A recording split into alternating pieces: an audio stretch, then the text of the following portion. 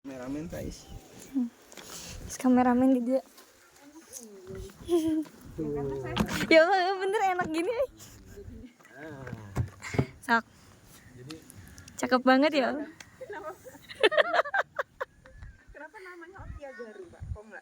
Kok nggak Indonesia aja yang berbau-bau Indonesia, misalkan pelestarian warga gitu, Cianjur gitu, pelestarian masyarakat Cianjur gitu. Ya, saya Indonesia, saya Pancasila dengan memakai ikat merah putih. Tapi dalamnya asing dan asing, jangan seperti itu. Mengambil nama itu tidak harus lokal daerah untuk membesarkan NKRI itu, karena nanti dengan nama Okia Garu itu, nama Jepang itu kan bisa menguasai beberapa negara-negara lain untuk berbisnis dan komunitas. Sebenarnya kalau Okia Garu udah dari 2005, lokasinya di Majalengka. Nah kalau di sini tuh baru dari tahun 2013. Tapi pendirinya tetap Bapak? Iya. Apa Saya dari pernah? Majalengka. Oh, kirain pernah dari Jepang, Pak? Pernah 2008 2009 saya pernah ke Jepang. Oh, kerja di sana berarti, Pak? Kerja di sana 3 kali saya ke Jepang. Iya, terakhir tahun kemarin di Hokkaido, itu kegiatan seminar dengan koperasi Jepang. Berarti bisa bahasa Jepang? So desu ne. Oh, antas nak ada. Antas na. Nah, antas na. Aku tanya bahasa itu. Oh, iya. Mau cerita sedikit Pak tentang saya punya pengalaman sebenarnya. Sebelum almarhum mama saya meninggal, saya pengen punya yayasan sosial yang di daerah gunung. Makanya saya pengen, cita-cita saya jadi sebuah polwan atau tentara yang punya sekolah di gunung. Dulu tuh. Terus habis itu saya milih, kamu mau kemana gitu, coba deh di Papua, di Lombok, itu kan enak, menyatu dengan alam. Tapi mama saya ngomong, sebelum kamu pindah jauh untuk membantu orang yang jauh jaraknya, kenapa kamu gak lihat sekitar dulu? Akhirnya saya dulu pernah ngajar anak sekolah di sawah. Di Probolinggo. Saya Probolinggo. Dulu nggak pernah di sekolah. Enggak, ngajar bukan ngajar tapi ngeles. Istilahnya kayak ya udah, saya pengen bantu anak-anak tetangga, ayo main ke sawah yuk, tapi sambil belajar gitu. Mulia nih. Nah itu, terus mama meninggal, jadinya saya kayak oh ya udah, mungkin saya berguna buat masing-masing orang di sekitar saya gitu. Jadi rasanya membantu orang tuh tidak perlu jauh, tapi kita tuh punya kebermanfaatan gitu kan. Makanya niat saya bekerja di kantor sebenarnya punya manfaat buat orang lain gitu. Pas tadi lihat ini kok langsung saya inget gitu loh, cita-cita saya itu dulu pengen kesini gitu. Pas lagi kan ada buku-buku, terus saya ngeliat kenapa ya ini tuh kayak saya merekam kejadian saya pengen punya sebuah cita-cita. Oh, itu namanya apa Pak? apa sih namanya? Kalau dejavu ya? Dejavu ya. Dejavu sama suatu keinginan yang kok kayak mau terwujud ya gitu loh Kak. Makanya pas penasaran, kenapa namanya harus Ika Garu? Jadi memang Okia Garu itu artinya bangun dan membangunkan. Oh gitu Pak. Ya, itu artinya itu bagaimana kita bisa bermanfaat buat banyak orang. Karena korobia akil kopi 7 kali jatuh 8 kali bangun. Tugas kita kan Filosofi dari Jepang. filosofi dari Jepang. Gitu. Makanya logonya itu kan atasnya caping ya, atau gunung. Oh gitu. Melambangkan Padahal sektor- sebenarnya itu kan topinya orang Jepang nggak sih? sektor pertanian. Caping sih lebih ke caping. Oh, Di caping Jepang aja. juga sama Sama ada. kan ya? Nah, kalau yang bulatnya itu engso. Engso itu kesempurnaan secara mental dan spiritual. Yin Yang. Ya? Bukan Yin Yang. Yin Yang Cina ya? Ya, Cina.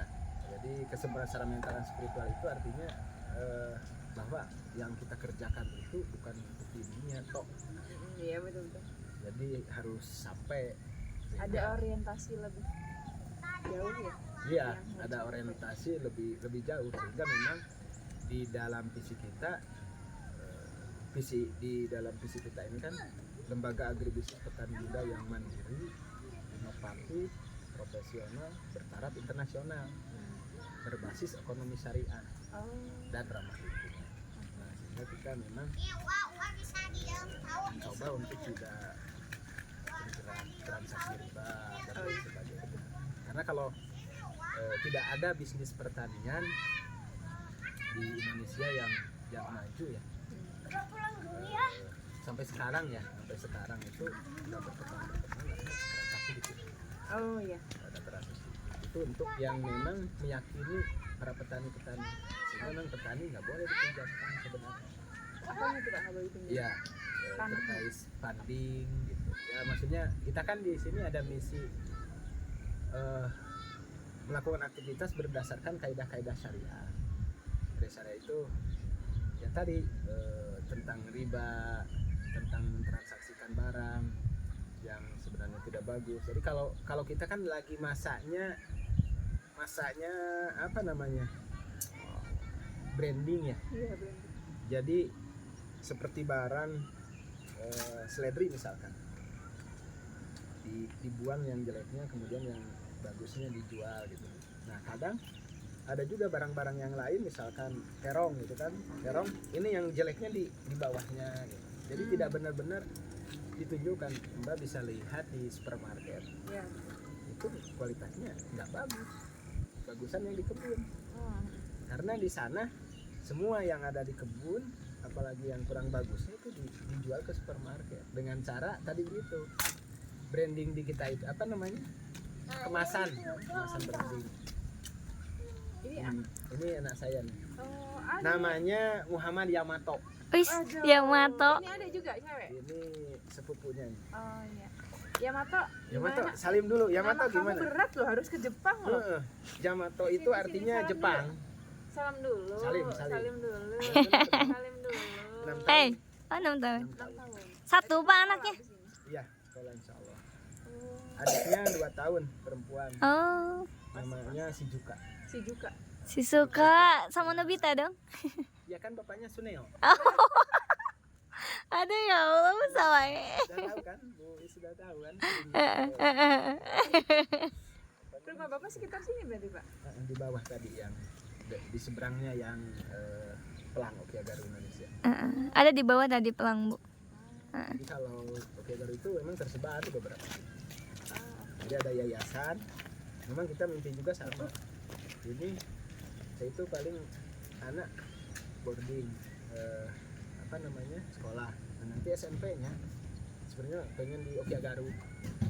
Lagi ingin ngurus-ngurus sekolah alam Oh, nah yang itu, Pak. Okiagaru. Sekolah alam ya. Ya. Sekolah alam. Tadinya angkatan pertama SD langsung masuk di sekolah alam, cuman belum siap kitanya, jadi udahlah berarti pas SMP-nya, jadi ada waktu 4 tahun. Kalau misalnya adiknya yang si Juka masih ada 4 tahun, ya berarti untuk merintis untuk sekolah di Okiagaru yang berbasis Islami, berbasis alam pertanian, sehingga memang kita kenalkan dengan situasi. Tapi ya tadi yang bertaraf internasional, artinya harus melek Standarnya juga sama, Pak. teknologi lain sebagainya, sehingga walaupun kita berada di pegunungan, di kampung, tapi jaringan kita di internasional. Nah, kalau kita kerjasamanya dengan kedutaan, Oh iya. ya, jadi kita di Belgia, Prancis, di Jepang, atasnya ya. Kalau di Dubes nih, kalau ada Dubes baru dari Jepang menggantikan bagian atasnya pertanian, nanti mainnya ke sini. Karena tahu ada gerakan komunitas petani muda. Jadi kita di sini itu ada komunitas petani muda. Jadi anak-anak muda yang senang di Bapak kan pendiri ini, Pak. Tahun berapa tadi? 2005. kalau Okiagaru 2005, 2005. 2008 saya ke Jepang sampai 2009. Nah 2009 pulang, baru saya bangun Okiagaru di wilayah Cianjur, Bogor. Masuk ke restoran-restoran Jepang di Jakarta, Bandung, Sewalayan, hotel. 2019 kita mundur untuk tidak mengirim langsung. Jadi kita sampaikan ke teman-teman bisnis yang harus ditinggalkan nih, karena sistem pemasaran ekonomi yang dibangun itu merugikan rekan-rekan di kita. Satu, barang-barang harus dengan kualitas yang memang diminta. Kita sudah penuh, tapi pembayaran 1 bulan dari tempat. Gitu. Jadi padahal ketika restoran masuk ke situ hari itu kan sudah laku. Iya betul. Besok kan kita masuk lagi setiap hari. Saya mau gambar. Iya, kita sudah terfasilitasi sebenarnya untuk bertemu dengan komunitas retailnya. Cuman ya mereka bilang ya kami pun bayar pajak lain sebagainya. Ya udah, kita dengan 2019 bangun yayasan, bangun koperasi. Jadi 2019 ini baru kita bangun yayasan sama koperasi. Kemudian kita sampaikan ke teman-teman, udah karena nanti ke depan itu anak-anak muda itu ke depan itu akan kehilangan tangan-tangan dingin. Tangan-tangan dingin itu ya itu petani. Karena kan kalau bercocok tanam harus pakai tangan dingin. Sekarang tangannya panas semua generasi muda. Betul. Iis nggak bisa apa bertani. Jadi tangan terjadi. dingin itu ya itu. Makanya kesempurnaan secara mental dan spiritual itu karena hubungannya bercocok tanam itu Dengan alam. sama hati. Betul betul. Nggak bisa seperti membuat sepeda, membuat seperti ini kan cukup dengan mesin. Ada istilah ada hukum alam ya Pak ya. Ya, jadi memang kita akan kehilangan sosok generasi di masa depan. Sehingga kita 2019 sudah mundur, semua masing-masing dengan kompetensinya. Kemudian kita pasang di beberapa lembaga, ada di LSP, lembaga sertifikasi profesi. Jadi di sini juga kita menjadi tempat uji kompetensi. Ada hampir kita, baru ada 15 asesor yang beberapa LSP. Nah ini agar kita bisa ya itu tadi potensi-potensi ke depan. Jadi pasarnya kita dengan model kontrak farming. Oke ya. Pak boleh Dengan- nanya, kalau misalkan bikin ini kan suatu lembaga pasti butuh dana Pak. Iya. Bapak dana personal atau dibantu oleh pemerintah atau Bapak sebegitu demikian rupa Udah boleh. Iya. mengusahakan Yuk. sendiri? Jadi sedemikian rupa mengusahakan sendiri. Walaupun ada pemerintah yang membantu, ya silahkan, tapi nggak mesti korupsi. Sementara ini banyak kelompok tani banyak di sini udah miliaran dibangun greenhouse, peralatan semua banyak kerjaan. Tapi kan mereka dengan sogok, kita kan nggak mau kan. Udah di kebun panas kayak panas deh ini aduh. Mungkin panas. Bikin panas. Jadi minimal ya kita biar happy, biar hemat ya udah jalanin itu dengan berbagai kemitraan. Jadi kalau misalnya kontrak farming nih yang kita bangun, jadi dengan mitra ya kita terbalik seperti kalau ke swalayan kan kita ngirim barang 1 bulan sehari misalnya 10 juta, sebulan 300. Itu dia baru keluar setiap minggu. Misalnya 70 juta baru masuk setiap minggu 70 juta. Ini kita kan ngemodal dulu hampir 400 juta. Nah sekarang terbalik. Kita kan udah nunggu 3 bulan di kebun, ditambah lagi nunggu itu. Jadi nggak ada yang menggerakkan sebenarnya. Yang membela petani itu Kementerian Pertanian ada, perguruan tinggi pertanian banyak. Apa namanya? Wakil rakyat DPR ada. Tapi ya tidak mewakili kan gitu.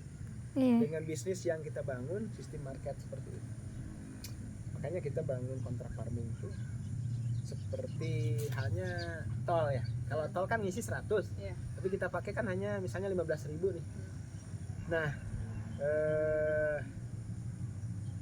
kita sama, jadi kalau misalnya kontrak 1 bulan 100 juta ya udah minimal 50% masuk kan untuk beli benih, pupuk dan lain sebagainya. Kalaupun dia nggak mau ya nggak apa-apa. Kalau kita tahu kok ke depan nggak ada yang kesulitan yang nanam,